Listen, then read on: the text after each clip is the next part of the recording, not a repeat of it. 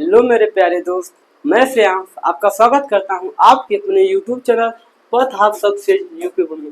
दोस्तों, जैसा कि हमने 5वें लेक्चर में पढ़ा था यकृत के बारे में, आज हमारा 6वां लेक्चर है जिसमें हम पढ़ेंगे श्वसन अंग। श्वसन अंग कौन कौन से होते हैं। दोस्तों, जो इस चैनल पे नया है वो चैनल को सब्सक्राइब कर लीजिए और बेल आइकन का बटन को प्रेस कर लीजिए और लिंक यानी कि क्लास का लिंक अपने सारे दोस्तों के पास शेयर कर दीजिए। जितने लोग क्लास में जुड़ेंगे उतना ही अच्छा पढ़ाई होगा हम लोगों को। दोस्तों, हम बार बार कह रहे हैं कि आप लोग चैनल को शेयर करिए सभी दोस्तों के पास और उनसे भी बोलिए कि चैनल को सब्सक्राइब करिए। यहाँ पर हर एक टॉपिक अच्छे से क्लियर कराया जा रहा है, मतलब हर एक टॉपिक अच्छे ढंग से पढ़ाया जा रहा है। जैसा कि आज हम पढ़ेंगे श्वसन अंग क्या होता है। दोस्तों, जो भाई बहन लेक्चर पहला, दूसरा, तीसरा, चौथा, पांचवा ना देखा हो यानी कि ना देखे हो वो तुरंत जाएं डिस्क्रिप्शन बॉक्स में लेक्चर 1, 2, 3, 4, 5 सभी का लिंक डिस्क्रिप्शन बॉक्स में डाल दिया गया है। आप लोग सभी कक्षा को यानी कि सभी क्लास को अच्छे ढंग से लीजिए और एक अच्छा यानी परफेक्ट नोट बनाइए। नोट्स यानी कि फेयर जिसे कहते हैं हम लोग हिंदी भाषा में। चलिए दोस्तों, हम लोग आज पढ़ेंगे कि श्वसन अंग कौन कौन से होते हैं। दोस्तों देखिए, मानव में नासिका छिद्र स्वयंत्र यानी कि लेक्टिक्स और दूसरा तीसरा हो गया श्वास नली, इसे क्या कहेंगे टेक क्रिया तथा फेफड़ा श्वसन अंग कहलाता है। दोस्तों, कितना क्या लिखा है, मानव शरीर यानी कि मानव में नासिका छिद्र स्वयंत्र यानी कि लेक्टिक्स और श्वास नली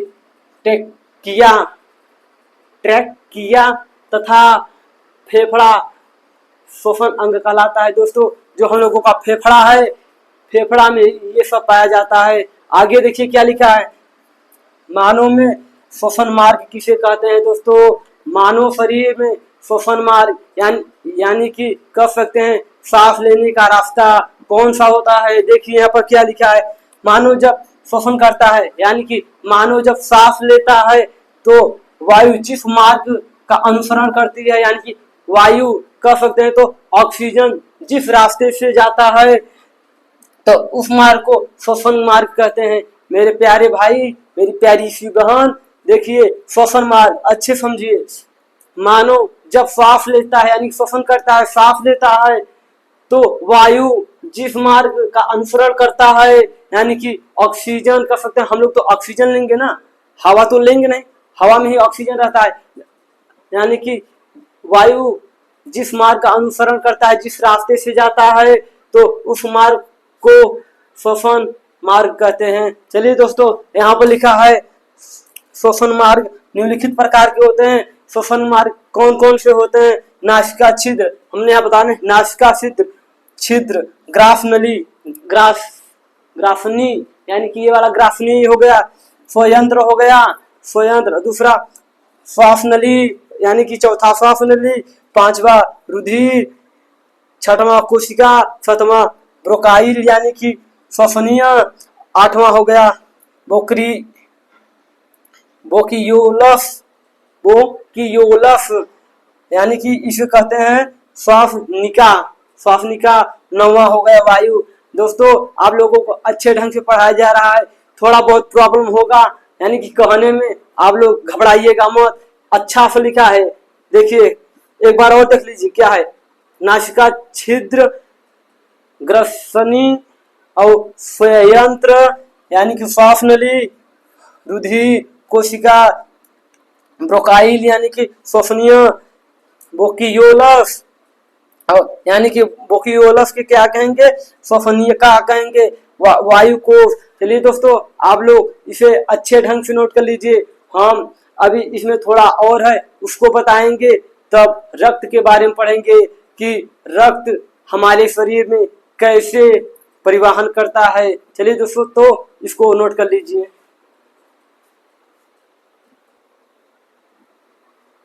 चलिए दोस्तों, हमारा नेक्स्ट टॉपिक है यानी कि प्रकाश अंग में ही प्रकाश प्रक्रिया।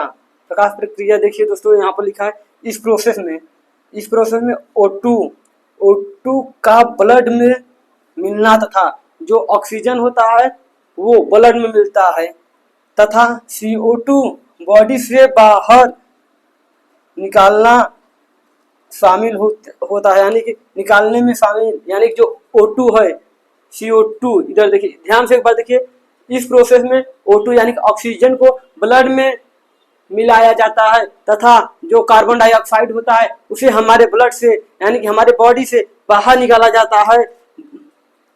ब्लड के द्वारा ही O2 प्रत्येक सेल यानी कि जो ऑक्सीजन होता है ब्लड के द्वारा यानी खून जिसे कहते हैं रक्त के कारण ही हमारे हर एक सेल्स में ये जो ब्लड ऑक्सीजन है वो पहुंचता है। कहाँ पहुंचता है? ब्लड के कारण ही ऑक्सीजन हमारे बॉडी के हर एक सेल यानी कोशिका में पहुंचता है। दोस्तों ये देखिए, ये क्या है? ग्लूकोज है और ऑक्सीजन, एक क्रिया क्या बना? ऑक्सीजन और कार्बन डाइऑक्साइड, ऑक्सीजन ऊर्जा, एटीपी, यानी कि कोई पूछ लिया एक ग्लूकोज में यानी कि एक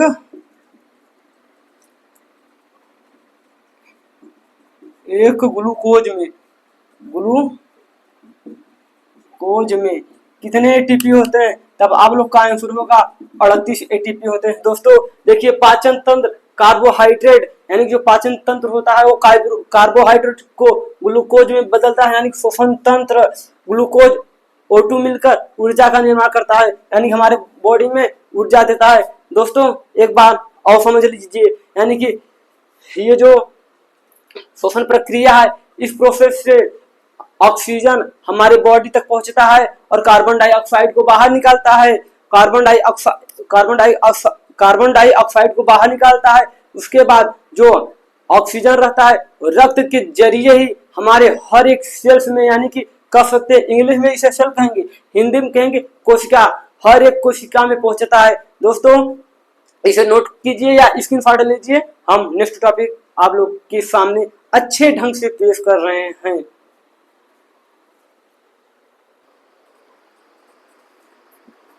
चलिए दोस्तों, नेक्स्ट टॉपिक हमारा है रक्त परिसंचरण तंत्र, यानी कि रक्त हमारे शरीर में कैसे संचलित होता है, यानी किस प्रकार बहता है। देखिए क्या लिखा है यहाँ पर, रक्त परिसंचरण तंत्र मानव शरीर का एक महत्वपूर्ण तंत्र है, यानी कि जो रक्त पर संचलित यानी कि रक्त परिसंचरण तंत्र जो है मानव शरीर का एक महत्वपूर्ण तंत्र है, जो रक्त के माध्यम से शरीर के सभी अंगों और ऊतक तक पोषण तत्व और ऑक्सीजन को पहुंचाता है।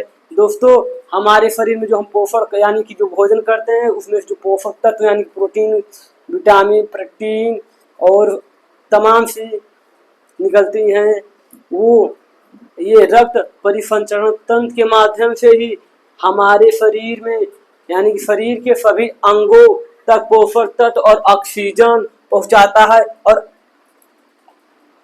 अपशिष्ट पदार्थों को हटाता है, यानी खराब पदार्थों को हटा देगा।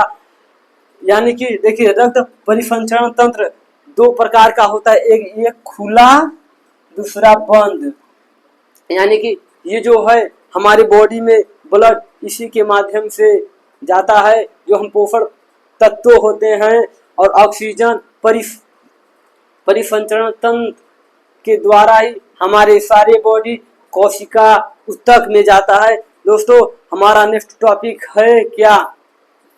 एक मिनट, हमारा नेक्स्ट टॉपिक है यानी कि हम पढ़ेंगे खुला परिसंचरण तंत्र, उसके बाद बंद परिसंचरण यानी कि बंद परिसंचरण तंत्र, उसके बाद हम पढ़ेंगे हृदय यानी कि हार्ट जिसको कहते हैं। दोस्तों एक बार और समझ लीजिए, यह परिसंचरण तंत्र मानव शरीर का एक महत्वपूर्ण यानी कि इम्पोर्टेंट तंत्र है, जो रक्त के माध्यम से यानी कि रक्त यानी खून के माध्यम से शरीर के सभी अंगों, शरीर यानी कि बॉडी के सभी अंगों और ऊतकों तथा पोषक तत्व और ऑक्सीजन को पहुंचाता है। हमारे शरीर में, हमारी कोशिकाओं में ऑक्सीजन और पोषक तत्व ये जो रक्त परिसंचरण तंत्र है इसी के द्वारा पहुंचता है, लिखा है।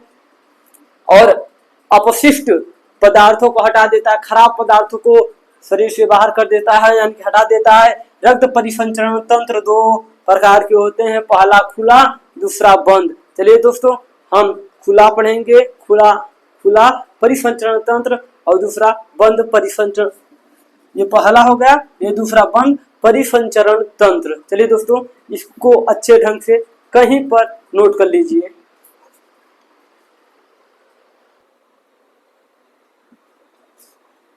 चलिए दोस्तों, नेक्स्ट टॉपिक हमने बताया था कि यानी कि रक्त परिसंचरण तंत्र दो प्रकार के होते हैं, पहला खुला परिसंचरण तंत्र, दूसरा बंद परिसंचरण तंत्र। देखिए पहला खुला क्या होता है। खुला परिसंचरण तंत्र यानी कि खुला परिसंचरण तंत्र जीवों में पाई जाने वाली एक प्रकार की परिसंचरण प्रणाली है, जिससे रक्त नामक तरल पदार्थ स्वतंत्र रूप से शरीर की गुहा में बहता है और सीधे ऊतकों को घेरता है। दोस्तों, यानी कि खुला परिसंचरण तंत्र, जैसे हम लोगों के शरीर में ब्लड को जाने के लिए एक वाहिनी की जरूरत होती है, जिसे हम कहते हैं नस। नस से हमारे शरीर में ब्लड जाती है। ये खुला परिसंचरण तंत्र कहाँ, यानी कि जीवों में पाई जाने वाली एक प्रकार की प्रणाली है, जिससे रक्त नामक तरल पदार्थ यानी जो रक्त रहता है स्वतंत्र रूप से घूम सकता है। खुले में जैसे होगा कॉकरोच, झींगा, मकड़ी आदि इन सब जीवों में वाहिनी नहीं पाई जाती, यानी कि रक्त वाहिनी नहीं पाई जाती।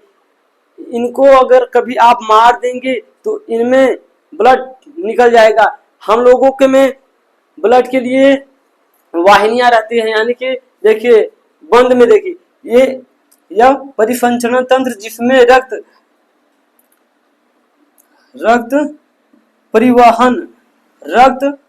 प्रवाहिनी यानी कि रक्त वाहिनियों द्वारा होता है, यानी कि हम लोगों में जो रक्त बहता है वो रक्त वाहिनियों द्वारा होता है। बंद परिसंचरण तंत्र कहते हैं। जैसे आप लोग दोस्तों समझिए, हम लोगों के बॉडी में ब्लड बहने के लिए एक प्रकार की जिसे कहते हैं हम लोग नस यानी कि रक्त वाहिनियों की जरूरत होती है। लेकिन जो खुला परिसंचरण तंत्र होता है इसमें रक्त वाहिनी की कोई जरूरत नहीं होती, न तो धमनी की जरूरत होती है। इसमें सीधे से कहा जाए ब्लड जो है सीधे ऊतक को घेर लेता है, जो ऊतक होता है उसे सीधे तरह से घेर लेता है। दोस्तों एक बार फिर से समझ लीजिए, जो भी गलतियां हो रही है उसे सुधारिए।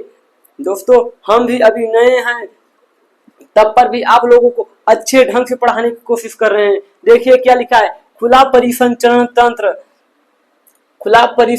तंत्र जीवों में पाई जाने वाली एक प्रकार की परिसंचरण तंत्र प्रणाली है। क्या है? प्रणाली नहीं दोस्तों, प्रणाली। ये ली है, ये अच्छे से बना दे, ली है, जिसमें रक्त नामक तरल पदार्थ स्वतंत्र रूप से शरीर में घूम सकता है, जिसे कहते हैं ना कोई छूटा रहे।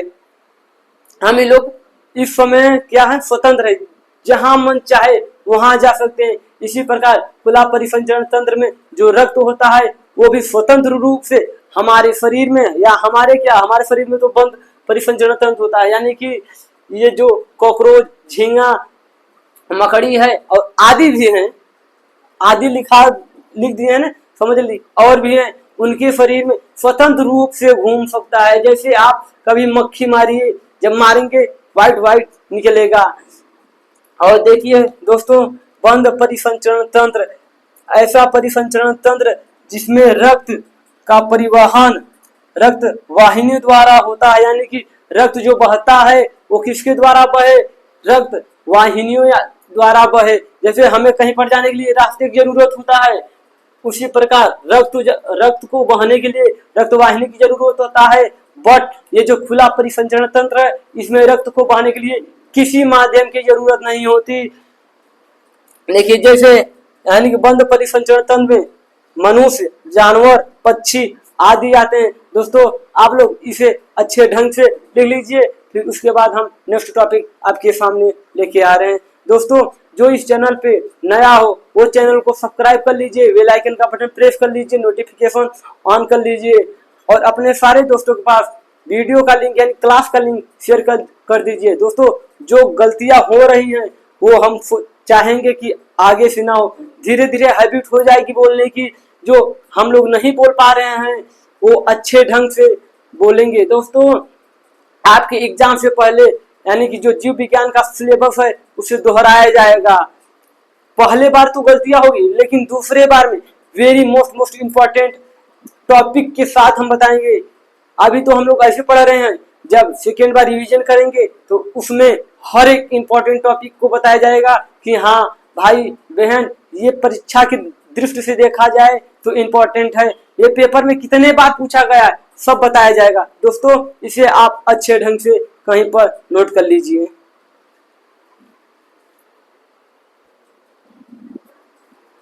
चलिए दोस्तों क्या लिखा है आप लोग देख के समझिए। रक्त परिसंचरण तंत्र को 3 भागों में यानी के 3 भाग होते हैं। सॉरी दोस्तों, रक्त परिसंचरण के 3 भाग होते हैं। कौन कौन से भाग हैं देखिए। पहला क्या हो गया, पहला रक्त यानी कि ब्लड, आप लोग इसके भी बारे में पढ़ेंगे। और दूसरा है रक्त वाहिनियां। रक्त वाहिनियां समझिए, रक्त वाहिनियां 3 होती है। पहला धमनी, दूसरा शिराएं, तीसरा केशिका। ये केशिका होता है, कोशिका नहीं। आप लोग किसी कोशिका ना समझिए, केशिका। देखिए ये जो धमनी है इसका क्या काम होता है, इस धमनी में ऑक्सीजन वाले यानी कि शुद्ध रक्त पाए जाते हैं। अपवाद में एक है यानी कि फुफ्फुस धमनी।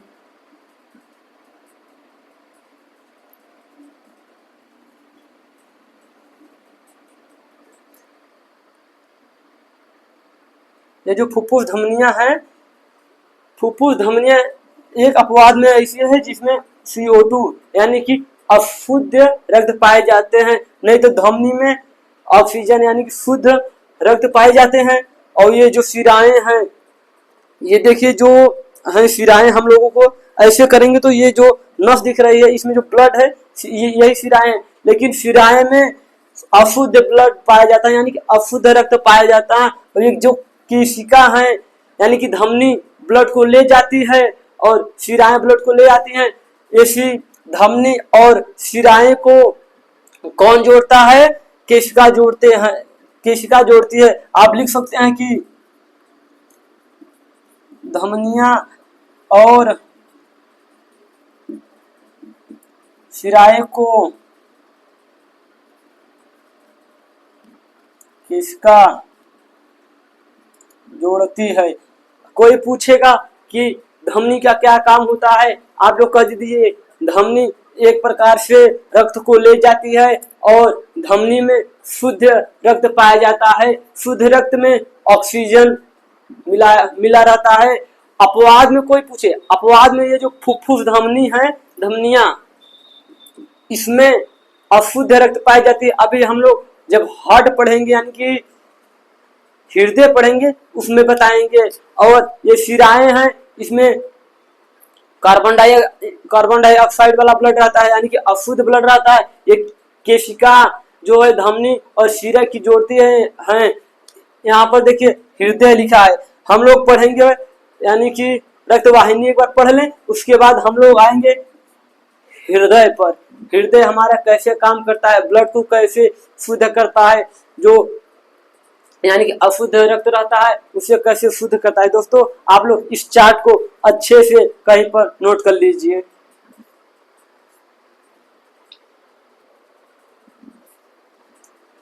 चलिए मेरे प्यारे भाई मेरी बहन, हम लेके आए हैं आपके लिए रक्त वाहिनी। हम आपसे निवेदन कर रहे हैं कि इस चैनल पे जो भी नया हो वे चैनल को सब्सक्राइब और बेल आइकन का बटन प्रेस करें। दोस्तों हम लोग भी चाहते हैं, हम लोग यानी कि हम और आप भी एक दिन डिजिटल बोर्ड पे पढ़ाई करें। दोस्तों जब आप लोग अपना प्यार सपोर्ट दिखाएंगे तभी ये चैनल आगे चल के और बड़ा चैनल बनेगा। तब हम लोग और अच्छे ढंग से पढ़ाई करेंगे, एकदम डीप में। वन शॉट वीडियो भी आएगा। अभी कैसे आए, बहुत टाइम हो जाता है हम लोगों को लिखने में, इसीलिए अभी हम लोग लेक्चर 1 2 3 4 5 करके पढ़ेंगे। दोस्तों आप लोग इस चैनल को बहुत सारा सपोर्ट कीजिए, यानी बहुत सारा प्यार दीजिए। चलिए हम लोग अपने टॉपिक पे आते हैं। हमारा टॉपिक है रक्त वाहिनियाँ। रक्त वाहिनियाँ क्या है दोस्तों समझिए। शरीर में उपस्थित नलिकाएं जिसमें रक्त का बहाव होता है। हमने कहा ना, ये जो हमारी नसें है इसी में तो रक्त का बहाव होता है, इसी को हम लोग कहते हैं रक्त वाहिनियाँ। लिखा है ना, मानव यानी कि शरीर में उपस्थित हुए नलिकाएं जिसमें रक्त यानी कि जिसे हम सब कहते हैं ब्लड का बहाव होता है, उसे रक्त वाहिनी कहते हैं। उसे क्या कहते हैं दोस्तों? रक्त वाहिनी कहते हैं। यहाँ पर लिखा है रक्त वाहिनियों के द्वारा ही रक्त शरीर की कोशिकाओं तक पहुंचता है। जब हमने अभी पढ़ाया था खुला परिसंचरण तंत्र, इसमें रक्त वाहिनियां नहीं होती। ये जो रक्त होता है यानी कि किसमें किसके बताया, केकड़ा में और मकड़ी आदि में बताया, ये सब जो है इसमें रक्त वाहिनियां नहीं होती। इसमें जो रक्त है वो स्वतंत्र रूप से घूमता रहता है। और हम लोग यानी कि मनुष्य, जानवर आदि में ये रक्त वाहिनियां पाई जाती हैं, जिसके कारण रक्त वाहिनियों से ही हमारे शरीर की कोशिकाओं तक पहुंचती है। दोस्तों हमारा नेक्स्ट टॉपिक है हृदय यानी कि हार्ट क्या होता है, वो हमारे अशुद्ध रक्त को शुद्ध कैसे करता है। दोस्तों आप लोग इसे नोट कर लीजिए, हम देर नहीं करेंगे। अपना सिलेबस अभी हम लोग पहला चैप्टर ही है, हम लोग थोड़ा रफ्तार बढ़ाएंगे और जल्द से ही अपना सिलेबस कंप्लीट करेंगे। फिर उसके बाद रिवीजन करेंगे, फिर उसके बाद वेरी मोस्ट इम्पोर्टेंट क्वेश्चन के साथ ऑब्जेक्टिव टाइप करेंगे, आंकिक प्रश्न करेंगे। सब चीज आपको इस चैनल पर प्रोवाइड होगा, यानी कि प्रोवाइड मिलेगा आप लोगों को। इस चैनल के माध्यम से सभी जानकारी इंफॉर्मेशन मिलेगी। आप लोग इस चैनल को सब्सक्राइब, बेल आइकन का बटन प्रेस कर लीजिए। दोस्तों आप लोग इसे अच्छे ढंग से नोट कीजिए।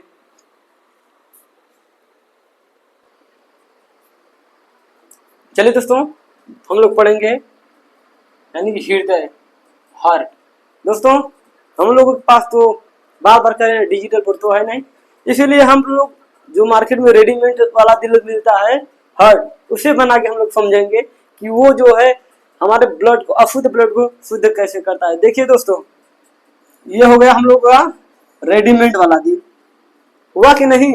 अच्छे से देखिए, इसमें ये जो दिल है यानी कि हार्ट है, इसमें 4 भाग होते हैं। ब्लैक से बना दे, काफी अच्छा लगेगा। आप लोग हार्ट का इमेज देख लीजिए, ये डुप्लीकेट जिसे कहते हैं, डुप्लीकेट वाला दिल है हम लोगों का। यही दिल जो है यानी कि इसे दिल कहते हैं। हार्ट एक मिनट में 72 बार धड़कता है। इसका 4 भाग होता है, ये हमने 4 भाग बना दिया। इस भाग को क्या कहेंगे? दायां, सॉरी दोस्तों, दायां अलिंद। क्या हो गया? दायां अलिंद। इस वाले भाग को क्या कहेंगे? बायां अलिंद, अलिंद, अलिंद।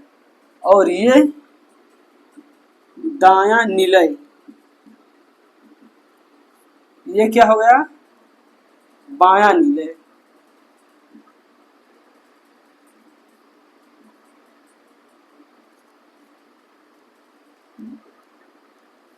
बायां निलय दोस्तों थोड़ा गलत हो गया, बायां निलय, दायां निलय। देखिए दोस्तों हम आप लोग को समझाते, ये जो हम लोगों का हार्ट है वो 4 भागों में डिवाइड है। देख लीजिए, पहले कहेंगे दायां निलय यानी कि दायां अलिंद, और इस तरफ का कहेंगे बायां अलिंद। उसके नीचे यानी कि दायां अलिंद के नीचे रहता है बायां निलय, और बायां अलिंद के नीचे रहता है बायां निलय। दोस्तों ये जो हमारे बॉडी में अशुद्ध रक्त हैं वो कहां पर आएंगे? यानी कि अशुद्ध पूरे शरीर शरीर में CO2 वाला यानी कि CO2 अशुद्ध रक्त, अशुद्ध रक्त वो आएंगे कहाँ पर आएंगे, दाया अलिंद में आएंगे यानी कि CO2 समझ जाए कि ये जो CO2 है हम लोगों के शरीर में जो यानी कि अशुद्ध रक्त हैं वो आएंगे किसमें, दाया अलिंद में। दाया अलिंद जो है वो भेज देगा कहाँ पर, दाया निलय में। ये देखिए ये भेज दिया दाया निलय में। आप समझिए हम लोगों के शरीर में जितने भी यानी पूरे शरीर में जितने भी अशुद्ध रक्त हैं वो सबसे पहले आएगा दाया अलिंद में। दाया अलिंद कहाँ पर भेज देगा, बाया अलिंद में। बाया अलिंद पंप करने के बाद धीरे धीरे भेज देगा हमारे फेफड़े में। दोस्तों फेफड़ा देखिए ऐसे होता है,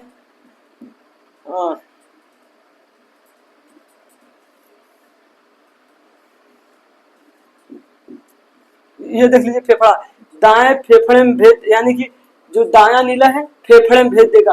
फेफड़े में एक होती है कुपिका, कुपिका जो कि ऑक्सीजन को लेता है और कार्बन डाइऑक्साइड छोड़ता है। ये जो दाया नीले CO2 यानी कि ये अशुद्ध रक्त भेजेगा, कौन सा, CO2। ये जो जिस मार्ग से आएगा उसे क्या कहेंगे, हमने अभी बताया था फुफ्फुस, फुफ्फुस धमनी, धमनी। ये जो फुफ्फुस धमनी है हमने अभी बताया अपवाद में एक ऐसी धमनी है जो अशुद्ध रक्त को कहां पर ले जाती है, कहां पर ले जाती है, हमारे फेफड़े में। फेफड़े में ये जो कुपिका दिख रही है यही ऑक्सीजन को लेता है यानी कि ऑक्सीजन लेता है और कार्बन डाइऑक्साइड को छोड़ता है। फिर यहाँ पर जो ब्लड है वो पंप होगा, पंप होने के बाद ये जो ब्लड है हम लोगों का आ जाएगा कहाँ पर, बाया अलिंद में।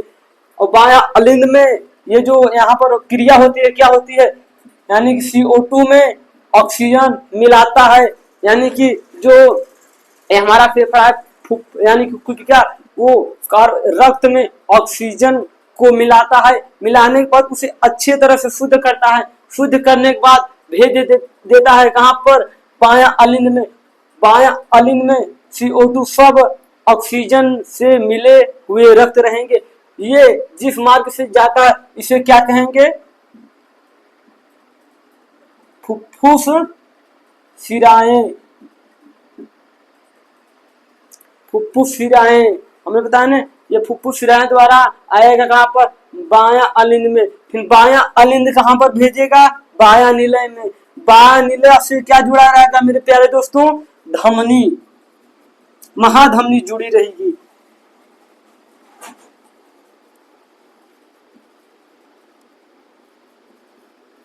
महाधमनी जुड़ा रहेगा और महाधमनी से ये जो रक्त है शुद्ध रक्त हमारे पूरे शरीर में फ्लो होगा यानी पूरे शरीर में जाएगा, हमारे पूरे शरीर के हर एक कोशिका छोटी बड़ी कोशिका में जाएगा रक्त ऑक्सीजन के साथ। देखिए दोस्तों आप लोग एक बार और समझ लीजिए, ये जो हमारा पूरे शरीर में जो अशुद्ध रक्त होता है वो किसके माध्यम से, महाशिराएं के माध्यम से, महाशिरा के माध्यम से कहां पर आएगा, दाया निलय में आएगा। दाया निलय उस रक्त को यानी अशुद्ध रक्त CO2 कहां भेजेगा, दाया निलय में। दाया निलय यानी कि फुफ्फुस धमनी जो कि अशुद्ध रक्त जाता है फेफड़े में जाएगा, फिर वहां पर कुपिका होती है जिससे हम लोग सांस को लेते हैं यानी कि कार्बन डाइऑक्साइड छोड़ते हैं ऑक्सीजन को लेते हैं।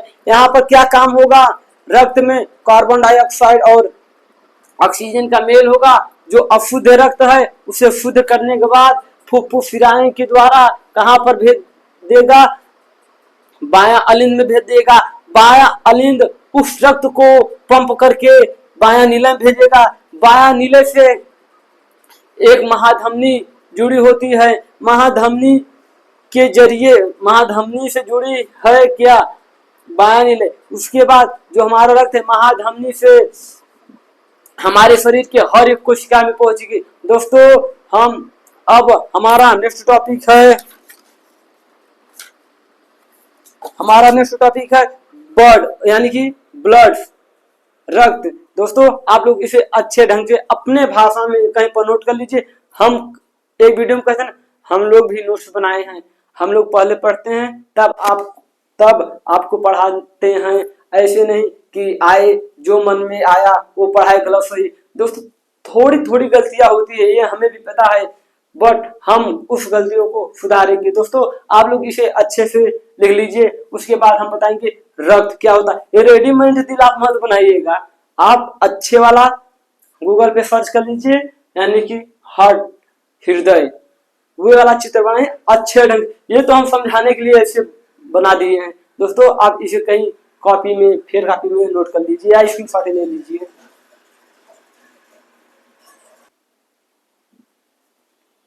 चलिए दोस्तों हमारा नेक्स्ट टॉपिक है ब्लड। ब्लड देखिए ब्लड क्या होता है, यहाँ पर लिखा है रक्त एक प्रकार का तरल संयोजित ऊतक होता है, इसकी प्रकृति दुर्बल क्षारीय होता है एवं इसका मान, यानी कि इसका पीएच मान क्या होता है 7.4। यानी कोई भी पूछ लिया जो रक्त है उसका जो पीएच मान होता है कितना होता है, आप लोग क्या कहेंगे 7.4।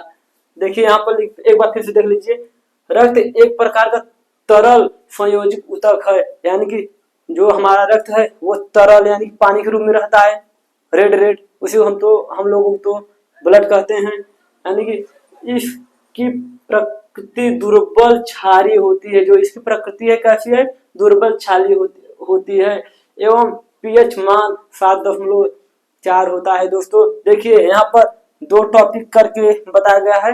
देखिए एक समान इंसान में, यानी कि एक समान इंसान के शरीर में खून का मात्रा कुल वजन से 7% होता है, यानी कि एक स्वस्थ मानव यानी कि इंसान के शरीर में खून कितना रहेगा, वो जितना केजी का रहेगा उसका 7% उसके अंदर ब्लड पाया जाएगा। जैसे मान लीजिए कोई 100 किलो का है, 100 केजी का है, तो इसके अंदर कितने परसेंट ब्लड पाया जाएगा 7%, यानी कि लिखा है ना 7% ब्लड होता है, 7% यानी कि अब 7 इसमें से निकाल लीजिए कितना हुआ 93 की, यानी कि 93 किलो का है, 3 किलो जो है यानी कि सॉरी दोस्तों 7 किलो इसमें ब्लड है।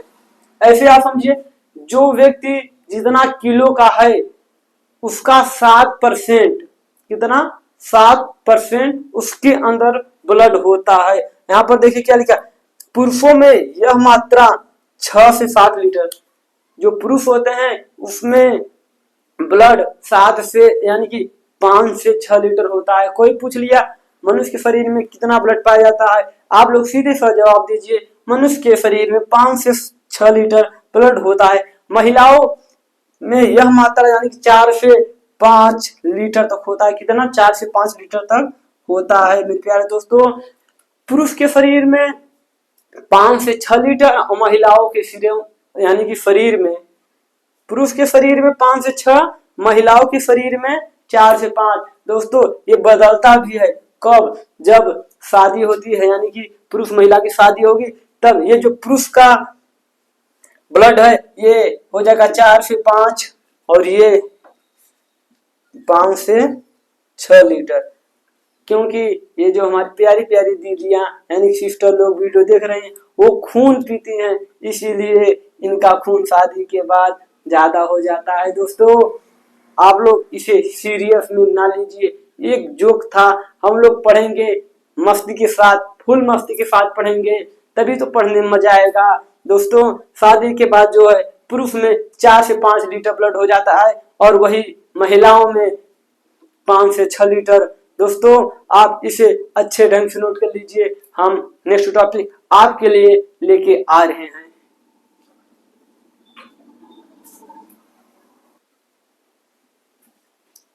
चलिए दोस्तों हमारा नेक्स्ट टॉपिक है रक्त दाब यानी ब्लड प्रेशर। ब्लड प्रेशर क्या कहते हैं, यानी कि ब्लड प्रेशर जब हम जाते हैं कोई किसी हॉस्पिटल में, वो जो पट्टा वाला रहता है डॉक्टर जो है वो यहाँ पर लगाएगा और उसको दाबेगा, तब वो जो बीपी, हिंदी में है बीपी नापने वाली मशीन, ब्लड उसे कहेंगे ब्लड दाब, यानी ब्लड प्रेशर नापने वाले। यानी कि देखिए क्या लिखा है, रक्त दाब को मापने के लिए, रक्त दाब को मापने के लिए किस यंत्र की जरूरत होती है, यानी कि स्फाइग्नोमोनीमीटर, स्फाइग्नोमोनीमीटर कहते हैं, यानी कि जो यानी रक्त नापती है, यानी कि रक्त दाब को मापता है, उसको क्या कहते हैं, स्फाइग्नोमोनीमीटर कहते हैं। देखिए दोस्तों, पहला टॉपिक, दूसरा टॉपिक यानी कि तीसरा नंबर हमने अच्छे ढंग से बताया है। क्या लिखा है, एक समान व्यक्ति का रक्त दाब कितना होगा, 80 से 120 mm होगा।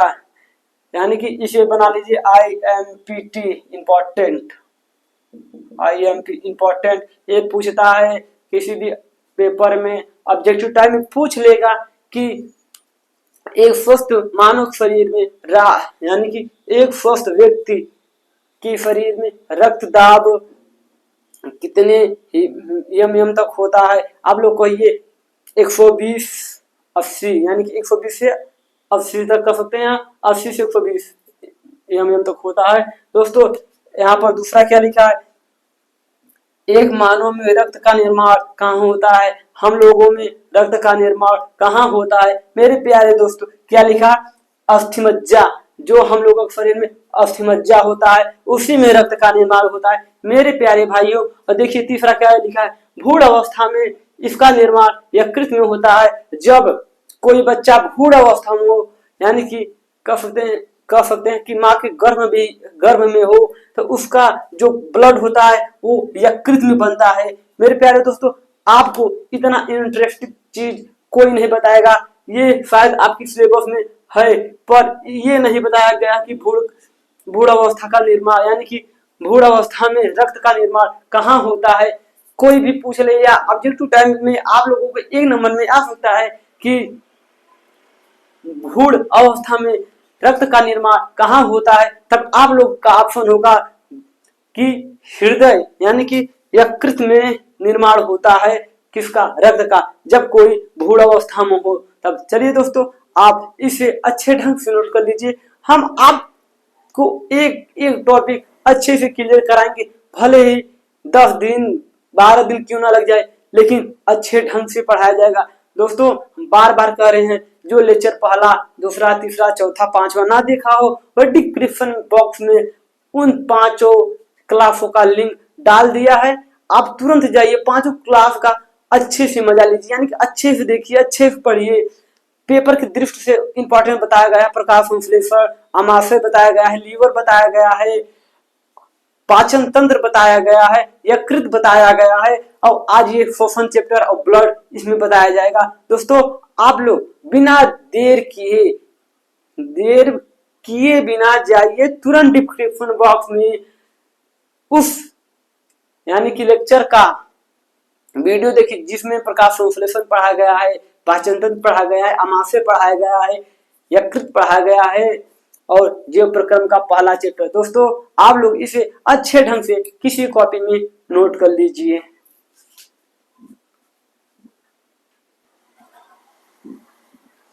चलिए दोस्तों, आज का हमारा लास्ट टॉपिक क्या है, रक्त का संगठन, यानी कि रक्त का संगठन हम लोग पढ़ेंगे। दोस्तों हम बार बार कह रहे हैं, जो इस चैनल पे नया है वे चैनल को सब्सक्राइब कर लीजिए और बेल आइकन का बटन प्रेस कर लीजिए। इस चैनल पे Hindi, English, math, physics, chemistry, bio हर एक सब्जेक्ट चलेगा। अभी तो बस चल रहा है फिजिक्स, मैथ, बायोलॉजी, कल से शायद केमिस्ट्री भी स्टार्ट हो जाए। दोस्तों आप लोग इस चैनल को बहुत सारा प्यार दीजिए। देखिए हम पढ़ेंगे रक्त का संगठन। रक्त का संगठन यानी कि हमारे जो बॉडी में 55% प्लाज्मा पाया जाता है। दोस्तों हम नेक्स्ट क्लास में हमारा इंपॉर्टेंट टॉपिक रहेगा कि प्लाज्मा के बारे में हम यानी कि लेक्चर 7वां में, एक 6वां है, लेक्चर 7वां में देखेंगे प्लाज्मा के बारे में। प्लाज्मा क्या होता है, हमारे बॉडी में कितने परसेंट प्लाज्मा पाए जाते हैं। देखिए हमारे बॉडी में 55% प्लाज्मा पाए जाते हैं। प्लाज्मा में जो है सबसे अधिक, यानी कि प्लाज्मा में सबसे अधिक मात्रा में जल होता है। क्या दोस्तों, कोई पूछ लिया प्लाज्मा में अधिक मात्रा में क्या होता है, तब आप लोगों का आंसर होगा ये जो वाटर है प्लाज्मा में अधिक मात्रा में पाया जाता है। और दूसरा है प्रोटीन। क्या दोस्तों, प्रोटीन जो है प्लाज्मा में 7% पाया जाता है। कोई पूछ लिया प्लाज्मा में प्रोटीन कितने परसेंट पाया जाता है, तब आप लोगों का आंसर होगा प्लाज्मा में प्रोटीन 7% तक पाया जाता है। और लवण जो है वो प्लाज्मा में 0.9% पाया जाता है। ग्लूकोज प्लाज्मा में यानी कि 0.1% पाया जाता है और जो अन्य है वो 2% पाया जाता है। दोस्तों एक बार हम अच्छे समझेंगे कि प्लाज्मा यानी कि हमारे बॉडी में प्लाज्मा 55% पाया जाता है और जो प्लाज्मा में सबसे अधिक मात्रा यानी 90% जल होता है और 7% प्रोटीन होता है, 0.9% लवण होता है, 0.1% ग्लूकोज होता है और अन्य 2 होता है। दोस्तों इधर लिखा है बॉडी में यानी कि 45% क्या पाया जाता है, रक्त कणिकाएं पाई जाती है। रक्त कणिकाएं के ये 3 भाग हैं, क्या क्या है, आरबीसी यानी कि रेड लाल रक्त कोशिका जिसे हम कहते हैं रेड ब्लड सेल्स, देखिए। और दूसरा है WBC श्वेत रक्त कोशिकाएं। तीसरा है रक्त बिंबाणु। रक्त बिंबाणु दोस्तों हम लोग नेक्स्ट क्लास में क्या पढ़ेंगे, बहुत इंटरेस्टिंग सी चीज है, प्लाज्मा के बारे में पढ़ेंगे और फिर उसके बाद उत्सर्जन के बारे में पढ़ेंगे। तब उत्सर्जन हमारा लास्ट टॉपिक रहेगा।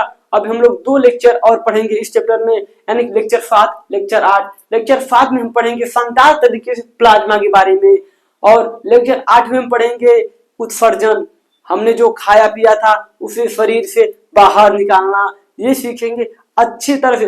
दोस्तों ये हम लोग पढ़ नहीं रहे हैं, कुछ जानकारी हम लोग रोज नया नया जानकारी लेके जा रहे हैं। दोस्तों इतना अच्छा हम लोग चार्ट बना के पढ़ रहे हैं, शायद कोई पढ़े या ना पढ़े। आप लोग इस चैनल से हमेशा जुड़े रहिए और सभी लोग से बोलिए इस चैनल से जुड़िए। दोस्तों आज के लिए बस इतना ही, लेकिन हम बार बार कह रहे हैं इस चैनल को सब्सक्राइब कीजिए, बेल आइकन का बटन प्रेस कीजिए। इस चैनल पे जो नया है या अपने व्हाट्सएप, फेसबुक, इंस्टाग्राम सभी के माध्यम से इस चैनल का लिंक और इस वीडियो का लिंक अपने सारे दोस्तों के पास शेयर कीजिए, वे भी पढ़ें, आप भी पढ़ो। हमने कहा था ना सब पढ़ें सब पढ़ें। दोस्तों आज के लिए बस इतना ही, मिलते हैं नए क्लास में नए टॉपिक के साथ जो की है प्लाज्मा। जय हिंद जय भारत दोस्तों।